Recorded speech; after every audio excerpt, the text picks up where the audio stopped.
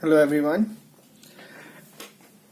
जैसा कि आप सबको पता है, हमने 40 डेज प्लान स्टार्ट किया अपना जेके बैंक के लिए।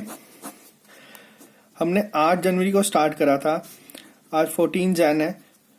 6 दिन हो चुके हैं हमें करते हुए, और इसमें हमने अभी तक 21 मार्क्स का कवर कर लिया है। मुझे उम्मीद है आपने उस सब की प्रैक्टिस भी की होगी। अभी तक हमने जो जो टॉपिक कर लिए हैं वो हमारे हैं quadratic equations, number series, inequality, blood relation. ये 5 मार्क्स के थे, ये 3 मार्क्स के। और मैंने आपको इंग्लिश के आर्टिकल करने के लिए कहा था, और मुझे उम्मीद है आप ये कर रहे हो। मैं आप हर वीडियो के में स्टार्टिंग में ही इसके लिए बोलता हूँ, क्योंकि मैं आपको ज़्यादा से ज़्यादा ग्रामर के रूल्स करवा सकता हूँ। जो ये आपको करना है इसमें आर्टिकल रीड वाला, वो आपको ही करना पड़ेगा। और मैं आपको बता रहा हूँ कि अगर आप इन दिनों में क्वांट रीजनिंग में 60 प्लस स्कोर कर लो, और आपका अगर इंग्लिश का सेक्शनली क्लियर ना हो, तो कोई फायदा नहीं होगा। आप जितना ज़्यादा टाइम हो सके, और मैंने आपको कहा था ज़्यादा भी नहीं, 30 से 35 मिनट अगर आप 24 घंटों में निकाल सकते हैं इंग्लिश के लिए, वो काफ़ी सफिशिएंट होगा आपकी इंग्लिश सेक्शन स्ट्रॉन्ग करने के लिए। तो आज हम आपको जो इसके बारे में आपको बताऊंगा, वो मैं आपको यही बताऊंगा कि हम इसको स्टार्ट कैसे करेंगे। अभी मैंने क्या सोचा था कि मैं पहले क्वांट और रीजनिंग एक साथ करवाऊंगा, लेकिन अब मैंने जो चीज़ सोची है वो ये कि मैं पहले रीजनिंग के आपको 15 मार्क्स के से 20 मार्क्स के जो क्वेश्चंस होंगे पहले वो कवर करवा दूं। तो अब मैं कोशिश करूंगा कि मैं रीजनिंग कवर करवा दूं पहले, जितनी ज़्यादा हो सकती है। उसके बाद मैं आपको काउंट करवाऊंगा। मैं कोशिश करूंगा कि आज अगर 14th है तो 24 से 25 तक आने वाले 10 दिन में मैं रीजनिंग 35 मार्क्स की ख़त्म करवा दूं, इंक्लूडिंग पजल्स। फिर आपको क्या करना होगा, आपको रीजनिंग का प्रैक्टिस सेट उठाना होगा, टाइमर लगा। अगर आप ऑनलाइन नहीं अफोर्ड कर सकते मॉक टेस्ट लेना, तो आप क्या करें, किसी भी एक बुक से या पीडीएफ डाउनलोड कर लें। ऐसे तो मैं कोशिश करूंगा कि मैं ही आपको प्रोवाइड करवा दूं। आपको कोशिश करनी है कि आप 18 मिनट का टाइमर लगा के, 18 मिनट में इसलिए कह रहा हूं क्योंकि जब आप ऑफलाइन देंगे तो स्पीड थोड़ी बढ़ जाती है, क्योंकि आपके सामने एक ही पेज पे सारे क्वेश्चंस होंगे अवेलेबल। आप क्या करें कि सबसे पहले 18 मिनट का टाइमर लगा के उनको सॉल्व करने की कोशिश करें। अगर आप ऑनलाइन भी देते हैं तो आप कोशिश करें कि आप 18 मिनट में वो खत्म करें। टाइम तो 20 मिनट हम यूज करेंगे, मैं आपको बाद में बताऊंगा कि हम उसको अप्रोच कैसे करेंगे। ये सब बात की बात है। फिलहाल अभी हम कोशिश करेंगे कि हम आज का नया टॉपिक स्टार्ट करें। अभी तक हम 21 मार्क्स कर चुके हैं कवर। अब आज हम कोशिश करेंगे कि हम एक नया टॉपिक स्टार्ट करें। अब उसका नाम मैं आपको बता देता हूँ। उसका नाम है ऑर्डर एंड रैंकिंग। पहले मैं ये मेंशन करना भूल गया था वीडियोस में, लेकिन इस क्वेश्चन के कभी कभार एक पजल टाइप के क्वेश्चन आ जाते हैं 3 मार्क्स के, या फिर ये क्वेश्चन एक मार्क्स के भी पेपर में 2 क्वेश्चन आपको दिखेंगे। अब मैं आपको बताऊंगा कि इसको करना कैसे है, और मैं आपको पहले बताऊंगा इसमें एग्जाम में किस तरह से क्वेश्चंस आते हैं। सबसे पहले आपको या तो क्वेश्चन में पूछा होगा total number of persons find करो। इस तरह के क्वेश्चन आपको दिखेंगे। किस फॉर्म में होंगे वो मैं आपको आगे समझाऊंगा। या तो आपको एग्जाम में गिवन होगा कि position of a person find करो।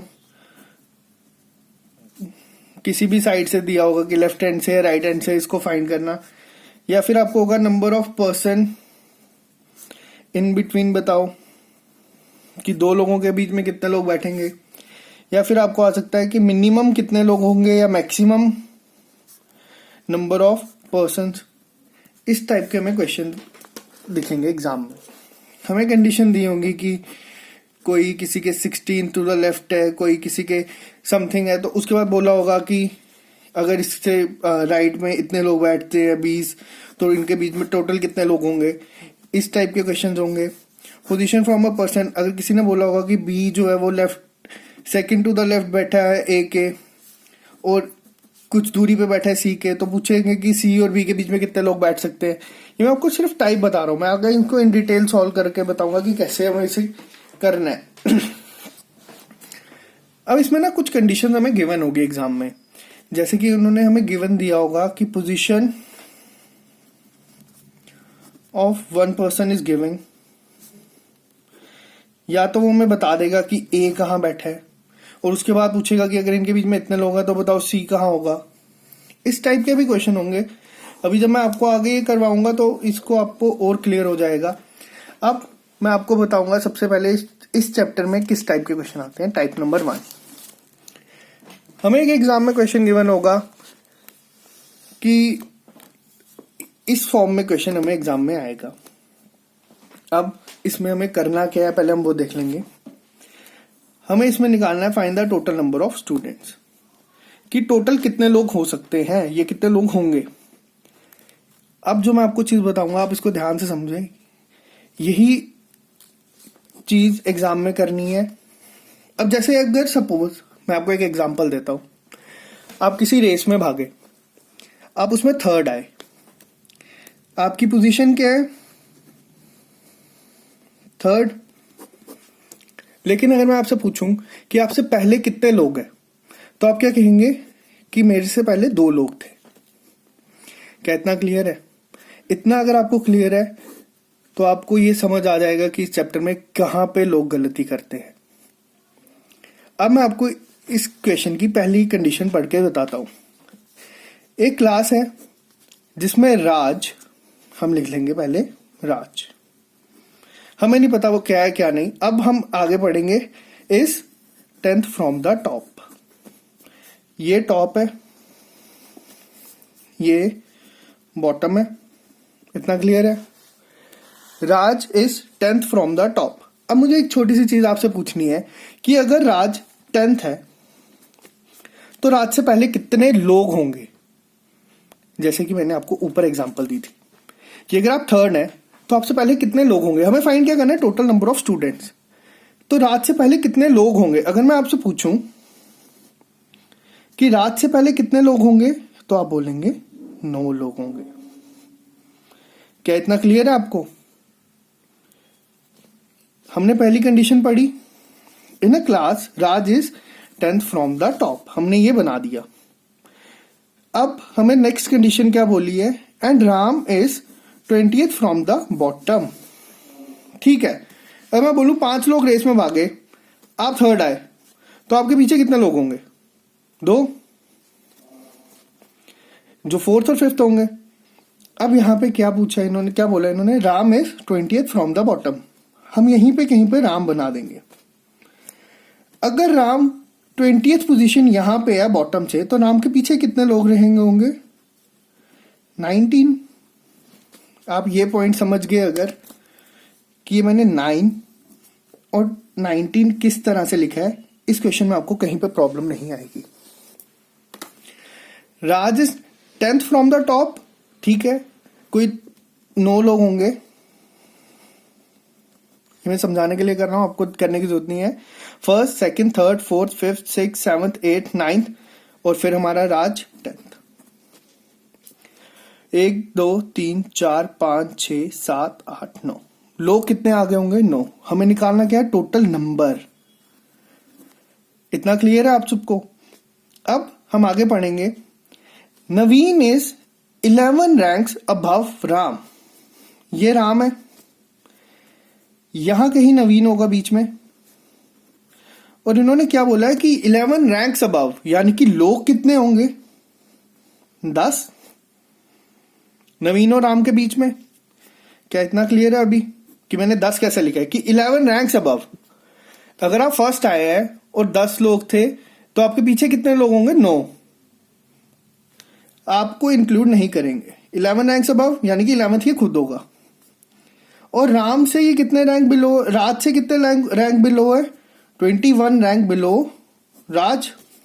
तो नवीन और राज के बीच में कितने लोग होंगे, 20। क्या आपको ये समझ आ गया कि मैंने ये किस तरीके से बनाया है? अगर आपको नहीं समझ आया आप दोबारा ये वीडियो रिवाइंड करें, यहीं से आगे नेक्स्ट क्वेश्चन पे जाने से पहले इसी को वापस देखें और करें। अब हमें इस क्वेश्चन में देखना है कि टोटल नंबर ऑफ स्टूडेंट्स क्या थे। जितनी कंडीशन हमें गिवन थी हमने वो सब बना ली। अब हम काउंट कैसे करेंगे, अब आप वो देखें। 9 प्लस राज, +20 जो ये थे, और बीच में नवीन भी है, +1 +10 प्लस राम, मैं आपको बता देता हूं, आप कंफ्यूज नहीं होंगे फिर, और जो लास्ट में 19 थे। अब अगर आप इन्हें टोटल करेंगे 19 120 40 50 60 61 स्टूडेंट्स। क्या इतना आपको क्लियर है? इस टाइप के क्वेश्चन एग्जाम में 2 होंगे। अगर ये इंडिविजुअल आए बिना पजल के तो ये 2 अलग अलग टाइप के होंगे, आपको फाइंड करना पड़ेगा order and ranking. Maximum time क्या होता है कि वो ऑप्शन इस तरीके से देता है जो काफी क्लोज हो, तो इंसान कंफ्यूज हो जाता है। 60 61 62 63 उसके इसी के आसपास आंसर आते हैं। मैंने कैसे करना है इस क्वेश्चन को अप्रोच आपको पहले ही बता दिया है। इसको हमने सिर्फ जो वो बोलेगा वैसे बनाना है, और एक चीज का ध्यान रखना है कि अगर आपकी पोजीशन 3rd है तो आपसे पहले 2 लोग हैं। जैसे यहाँ पे राज की, मैं एक बार फिर इसको रिवाइज कर बता देता हूं, अब ध्यान से समझना। In a class Raj is 10th from the top. Raj 10th है तो यानी कि पहले 9 लोग होंगे। Ram 20th from the bottom. Bottom ये, यहां से राम 20th है तो बीच में कितने लोग होंगे? लोग कितने होंगे? 19। नवीन का रैंक 11 अबव है राम से, तो बीच में लोग कितने? 10, और 11th नवीन खुद। और अगर 21 बिलो है राज से तो यानी कि 20 लोग होंगे, 21 नवीन खुद होगा। इसका टोटल करेंगे वो हमें नंबर ऑफ स्टूडेंट्स मिलेंगे। इतना क्लियर है? ये टाइप 1 होगी, और ये 2 मार्क्स के अगर अकेले क्वेश्चन आएंगे या अलग अलग तो वो इसी टाइप के होंगे। अगर इतना क्लियर है तो हम आगे चलते हैं टाइप 2। इसमें हमें पूछा जाएगा कि पोजीशन ऑफ अ पर्सन निकालो। जैसे कि हमें पहले गिवन था कि टोटल हमें पोजीशंस गिवन थी और हमें टोटल नंबर ऑफ स्टूडेंट्स निकालने हैं। इस क्वेश्चन में हमें पर्सन गिवन है, हमें पोजीशन निकालनी है एक स्पेसिफिक पर्सन की, जो भी हमें गिवन होगी या जो भी हमें फाइंड करने के लिए बोली होगी। स्टार्ट हम क्या करेंगे, सेम इसी क्वेश्चन को जो हमें डिटेल्स दी होगी हम उसको सिंपल वे में पहले खुद लिखेंगे, उस सिंपल वे में कि जो हमें समझ आए। हम कोई कोशिश ऐसी नहीं करेंगे कि हम उसको ज्यादा सजा के करें, और जितना फास्ट हम करेंगे उतना हमें होगा। फास्ट कैसे करेंगे? जब हम उतनी प्रैक्टिस करेंगे। मैंने अभी देखे कुछ लोग ऐसे हैं जो 7-7 मिनट में 16-16 18-18 क्वेश्चंस कर सकते हैं इसी टाइप के, और कुछ लोग ऐसे हैं जो काफी प्रैक्टिस करने के बाद भी ये क्वेश्चन करेंगे लेकिन वो गलत होंगे। अभी मैंने खुद ये क्वेश्चन अटेम्प्ट किए और मेरे भी 2-3 क्वेश्चन गलत हो गए। क्यों? एक तो स्पीड के चक्रों में मैंने गलती करी, और एक ये कि मैं थोड़ा सा जल्दी के चक्रों में अपना क्वेश्चन भूल गया कि करना क्या था। आप क्या करेंगे, आराम से क्वेश्चन पढ़ेंगे, उसकी प्रैक्टिस करेंगे, फिर टाइमर सेट करेंगे और फिर उसको टाइमर के साथ करेंगे। पहले एक बार सॉल्व किया, 2-3-4 दिन बाद जब दिमाग से निकल जाएगा तब टाइमर सेट करके, अगर आपके पास और क्वेश्चन नहीं है तो आप इसी की दोबारा प्रैक्टिस करें। अब आ गया हमारा टाइप नंबर 2। अगर हमें बोला है कि 11% are sitting facing north, 11% are sitting facing north. हमें गिवन है यहां पे पहली condition A is 5th from the right hand. अब एक चीज, मैं लेफ्टी हूं तो ये लेफ्ट हैंड होगा, ये राइट, आप लोग राइट ही होंगे तो ये राइट हैंड। इसमें कंफ्यूज मत होना, अपने हाथ को देख लेना अगर ज्यादा कंफ्यूजन होगी तो। Left hand right hand, A is 5th from right hand. मैंने आपको पहले बोला कि अगर वो 5th है तो यानी कि 1 2 3 4 पोजीशंस होंगी पहले से, और फिर ए बैठा होगा 5th। ये 1st from right hand, 2nd from right hand, 3rd from right hand and 4th from right hand and 5th from right hand. ये 5th है, क्लियर है। अब लोग गलती क्या करेंगे, लोग बनाएंगे ए 1 2 3 4 5 और आगे क्वेश्चन सॉल्व करते रहेंगे, उनके तो 11% ही नहीं बनेंगे। इतना क्लियर है आपको? अब इन्होंने क्या बोला है, 5% सिट बिटवीन बी एंड ए। यहां पे आएगी कॉमन सेंस। यहां पे टोटल पोजीशन 4 है, यानी कि बी यहां पे बैठ ही नहीं सकता, 0th पोजीशन नहीं होती। अब यहां पे क्या होगा, 1 2 3 4 5। यहां पे एक चीज का ध्यान रखना, इन्होंने 5 पर्सन्स बोले हैं कि यानी कि 5 लोग बीच में बैठेंगे। एग्जैक्ट वर्डिंग हमें देखनी है। इन्होंने ये अगर बोला होता कि 20 position is 5th 5th to the left of A, तो हम इसको इस तरह बनाते 4 और ए के।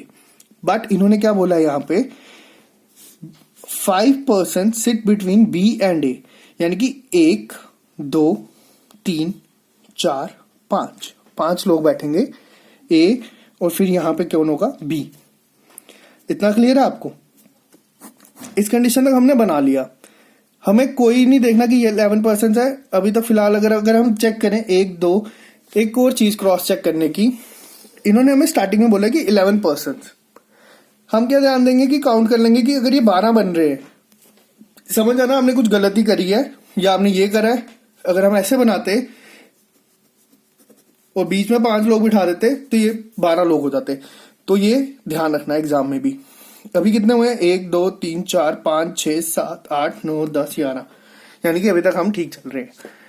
अब इन्होंने अगला स्टेटमेंट क्या दिखी है, पर्सन बिटवीन ए एंड सी, कि ए और सी के बीच में जो लोग होंगे या ए और सी के बीच में किसी भी डायरेक्शन में बैठ सकता है, हमें मेंशन नहीं है।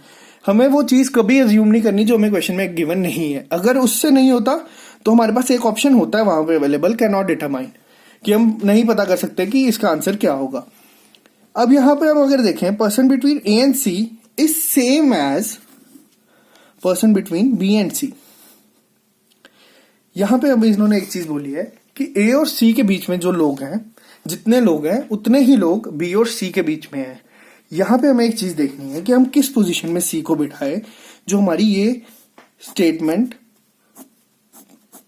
ट्रू हो जाए। हम कहीं पे भी सी को बिठाएं अगर, अब हम स्टार्ट करेंगे किसी भी जगह से। अगर हमें पता है कि यहां पे अगर हमने बिठाया तो ए से ये बिल्कुल साथ में है और यहां से 6 पोजीशन दूर हो जाएंगे, यानी कि ये कहीं बीच में ही बैठेगा। तो हमें अगर पता है कि यहां पे कहीं सी की पोजीशन होगी तो हम इसे सी को किस तरह कहां पे रखें तो जो हमारी कंडीशन सेटिस्फाई। सेम एज अगर हम सपोज सी को यहां रखें तो ए से सी के बीच में कितने लोग हैं? 2, और बी से सी के बीच में कितने लोग हैं? 2। क्या ये कंडीशन सेटिस्फाई करोगे? ये कि person between A and C is same as person between B and C, यानी कि ए और सी के बीच में तो अगर 2 लोग हैं तो बी और सी के बीच में भी कितने हैं? 2 लोग। इतना अगर आपको क्लियर है, अब हम आएंगे आगे क्वेश्चन पे। ये अभी मैं आपको समझा रहा हूं तो इसीलिए मैं इन डिटेल इसको समझा रहा हूं। आप जब प्रैक्टिस करेंगे ये चीजें, आपको जितनी प्रैक्टिस करते जाएंगे आपको चीजें दिमाग में उतनी जल्दी स्ट्राइक करती रहेंगी। अगर आप इसके 20 से 25 क्वेश्चन सॉल्व कर लेंगे, मैं आपको गारंटी देता हूँ कि एग्जाम में 1-2 क्वेश्चन जो आपको आएगा वो 30 से 40 सेकंड ज्यादा से ज्यादा लेंगे दोनों क्वेश्चन। अब आप क्या करेंगे, जो क्वेश्चन बोला है उस पे आएंगे। हमें बोला है कि बी की पोजीशन फाइंड करनी है विद रिस्पेक्ट टू सी। हम अब बताऊंगा, मैं फिर से दोबारा एक ही चीज बार बार रिपीट करूंगा, गलती क्या करेंगे। हम देखेंगे कि बी यहां पे 2 लोग बीच में है, यहां पे हम बोलेंगे 2 है। अगर हम देखेंगे क्या, हम सबसे पहले देखेंगे ये क्या है, बी की पोजीशन उसने पूछी है सी से। फर्स्ट टू द लेफ्ट, ये लेफ्ट साइड है। यहां से अगर हम इस साइड जाएंगे तो वो लेफ्ट है, इस साइड जाएंगे तो राइट है। ये सी है, ये बी है। अगर आपको मैं थोड़ा ये बताऊं तो इस तरह से, first to the left, second to the left, और ये क्या है, थर्ड टू द लेफ्ट। अब मैं बताऊंगा लोग गलती क्या करते हैं। लोग देखेंगे 2 खाली हैं, second to the left, answer mark, exam में -0.25। फिर आप बाहर आके बोलोगे कि जेके बैंक में गड़बड़ हुई है, हम क्वेश्चन करके आए, हमें मार्क्स नहीं मिले। हमने ऐसे बंदे देखे थे जिन्होंने जो पढ़ते नहीं थे उनकी सिलेक्शन हो गई है। उनकी सिलेक्शन क्यों हुई है? क्योंकि वो लोग थोड़ा ध्यान से पढ़ते हैं। कभी कभार क्या होता है, इंसान को ओवर कॉन्फिडेंस भी ले डूबता है। मैंने अभी आपको बता रहा हूं कि अभी ये वीडियो स्टार्ट करने से पहले मेरे 3 क्वेश्चंस गलत हुए। ऐसा नहीं था कि मुझे इसके रूल्स नहीं पता थे या मैंने इसकी प्रैक्टिस कम करी है। क्यों? क्योंकि जल्दी जल्दी में मैंने गलत कर दिया। और मैं आपको बता रहा हूं कि इन क्वेश्चंस को करने के लिए आपको सबसे पहले मैं एक चीज बताऊंगा कि अगर आपको पेपर जल्दी करना है, टाइम में रह के करना है, तो सबसे पहले ना अपना माइंडसेट थोड़ा सा जितना शांत हो सकता है ना एग्जाम में उतना रखना। हमें जल्दी, हम जितनी जल्दी करने की कोशिश करेंगे उतने ही एक तो हमारे क्वेश्चन गलत होंगे, हम छोटी छोटी चीजें इग्नोर कर देंगे तो वो एग्जाम में गलत हो जाएंगी। दूसरा, जब मैं आपको पजल्स करवाऊंगा, इसका नाम पजल इसलिए क्योंकि आपको इसके नाम से पता चल जाना चाहिए कि ये एग्जाम में क्या करती हैं। ये आपको इतनी पजल कर देंगी अगर आप जल्दी करने की कोशिश करेंगे कि आप एग्जाम में 20 में से 15 मिनट तो सिर्फ क्वेश्चन को बनाने में ही निकल जाएंगे और आप हर बार गलत अटेम्प्ट ही करेंगे अगर आप जितनी जल्दी करेंगे। मैं आपको पजल करने का तरीका दिखाऊंगा। पजल करने के लिए अगर कोई आपको बोलेगा ना कि मैं एक पजल अपनी 3 मिनट में कर देता हूं, मैं आपको कहूंगा 5 मिनट में करें। जितना टाइम यहां बचाएंगे ना आप इन टॉपिक्स में, ब्लड रिलेशन, लॉगिज्म, इनइक्वालिटी, जो मैं आपको स्टार्टिंग से कह रहा हूं कि आप 15 सेकंड 20 सेकंड बचा लेंगे, वो सारा टाइम आपने भी 20 मिनट में एग्जाम करना है, कोई और करेगा वो उसने भी 20 मिनट में एग्जाम करना है। जब 20 मिनट खत्म होंगे तब सेक्शन चेंज होगी। बैठना सबने 20 मिनट है। मैं आपको कहूंगा आप जितनी जल्दी ये टॉपिक करेंगे अच्छी बात है, जितना टाइम बचेगा वो सारा टाइम अपना पजल्स में लगा देना। 3 मिनट की पजल को 5 मिनट लगाना। चक्कर पता है क्या होगा एग्जाम में? ये होगा कि जो 3 मिनट की गारंटी से स्पीड से करेंगे सॉल्व, वो एग्जाम में पक्का पजल गलत करेंगे। पजल गलत करेंगे, 3 मिनट वेस्ट करेंगे, बात ईगो पे आएगी, 3 मिनट और वेस्ट करेंगे, फिर भी पजल गलत होगी। आप 5 मिनट लगाना, 5 मार्क्स लेना, आगे चलना। आ गया, मैं आपको बताऊंगा अगले टाइप के क्वेश्चन। ये टाइप के क्वेश्चन एग्जाम में 3 मार्क्स की पजल की तरह आते हैं। मैं एक ही समझा रहा हूं, बाकी मैं आपको क्वेश्चन प्रोवाइड कर दूंगा, आप उस पर प्रैक्टिस कर लेना। फिर आप मेरे को अपने डाउट भी बता देना कि मैं डाउट देखता हूं वो मेरे को डाउट लगते नहीं है, क्योंकि जो मैं एक क्वेश्चन समझा रहा हूं आप उसी को ही डाउट में पूछ रहे हो तो मुझे समझ नहीं आता। वीडियो रिवाइंड करके दोबारा देख लो, आपको क्लियर हो जाएगा। अब अगर हम बात करें, यहां पे इन्होंने हमें 5 लोग दिए हुए हैं। Each one of them is different height, अलग अलग हाइट के हैं, ठीक है। अब यहाँ पे जो जो इन्होंने डिटेल, अब मैं आपको अपना बताता हूँ। मैं यहाँ पे मैक्सिमम हाइट वाले रखता हूँ, यहाँ पे मिनिमम हाइट वाले। आपकी मर्जी, आप जैसे मर्जी कर सकते हैं इसे, कोई ये हार्ड एंड फास्ट रूल नहीं है। अब यहाँ पे अगर मैं आपको बात करूं, इन्होंने जो जो हमें गिवन है वो लिख लेंगे। F is taller than only J. जहां ये वर्ड यूज होता है ओनली, इसका मतलब सिर्फ यही है कि एफ टॉलर है किससे? सिर्फ जे से, मतलब बाकी सबसे ये छोटा है। इतना क्लियर है। अब यहां पे हम बात करें, B is taller than F and W both, ठीक है। हम यहां पे लिख देंगे बी, वो बड़ा है एफ से और डब्ल्यू दोनों से, लेकिन हमें नहीं पता कि डब्ल्यू इससे बड़ा है एफ से या छोटा है। इतना पता है हमें कि एफ बड़ा होगा सिर्फ जे से। क्यों? इन्होंने हमें पहले ही बोला है, तो इसका मतलब डब्ल्यू इससे बड़ा होगा, छोटा नहीं हो सकता, क्योंकि एफ पहली कंडीशन में इन्होंने बोला था F is taller than only J, यानी कि बाकी सबसे छोटा है। तो इसका ये अभी तक ये बनी। नेक्स्ट उन्होंने बोला है but not as tall as K. अब एक चीज का ध्यान रखना, जहां ये क्वेश्चन मार्क यूज होगा वो हमेशा पहले पर्सन की ही बात करेगा, वो बात करेगा बी की। B is taller than F and K both but not, ये जो स्टेटमेंट यूज हुई है ये बी के लिए यूज हुई है, but not as tall as K, यानी कि के से ये छोटा होगा। एग्जाम में इसी तरह से हमें क्वेश्चन गिवन होंगे और हमें 3 क्वेश्चन बना के इन्होंने दे दिए होंगे। जैसे सपोज इन्होंने हमें टॉलेस्ट हाइट गिवन होगी और स्मॉलेस्ट गिवन होगी, और बोला होगा कि डब्ल्यू और के की हाइट का सम 75 है या 135 है या कुछ भी लगा लो आप, और बोला होगा कि डब्ल्यू की हाइट फाइंड करो। इस तरह से 3 क्वेश्चन दिए होंगे, ये मैं आपको अभी क्वेश्चन प्रोवाइड करूंगा उसमें होगा। अब इसमें इन्होंने बोला है कि who among them is third tallest. अगर हम देखें थर्ड कौन सा होगा, हमारा आंसर मार्क और आगे। अब इसमें एक और टाइप के क्वेश्चन आएंगे, वो मैं आपको भी यहां पे बताऊंगा। इस क्वेश्चन को मैं या तो आपको होमवर्क देता हूं, आप कमेंट करें किस तरीके से करेंगे। इसमें ओवरलैपिंग होती है या फिर जो भी होगा, आप इसको होमवर्क की तरह इसको करें और मेरे को बताएं कि इसका आंसर क्या आया। तो या तो आप इसको ऐसे कर सकते हैं, या तो नेक्स्ट वीडियो में मैं ये समझा दूंगा। तो आज के लिए इसको इतना ही रखते हैं और कोशिश करेंगे कि मैं पहले रीजनिंग खत्म करवा दूं सारी, उसके बाद हम बाकी टॉपिक स्टार्ट करें कि 35 में से आप कम से कम 30 तक तो लेके आए, या 25 प्लस। अब और मैं आपको बताऊंगा कि जितनी प्रैक्टिस आप करेंगे, मैं कोशिश करूंगा कि 23 या 24 तक हम अपनी रीजनिंग खत्म कर दें। फिर मैं रोज एक एक पजल आपको करवाते रहूंगा और प्रैक्टिस के लिए भी दे दूंगा। उसके बाद हम क्वांट को शुरू करेंगे और फिर उसके बाद सारा टाइम मैं इंग्लिश के लिए दूंगा अभी। और हम कोशिश करेंगे कि हम 1 फेब से मॉक टेस्ट लगाना भी स्टार्ट कर दें। जितने भी मार्क्स आएंगे वो सब देख लेंगे। मैं आपको सोर्सेस प्रोवाइड करवा दूंगा कि वो कहाँ से करना है, और मैं आपको बताऊंगा कि मॉक टेस्ट अटेम्प्ट कैसे करना है। उससे पहले फिलहाल अभी हम पढ़ लेते हैं सारा, उसके बाद इस पे आएंगे। तो आज के लिए इतना ही रखते हैं, मिलते हैं फिर नेक्स्ट वीडियो में। ओके।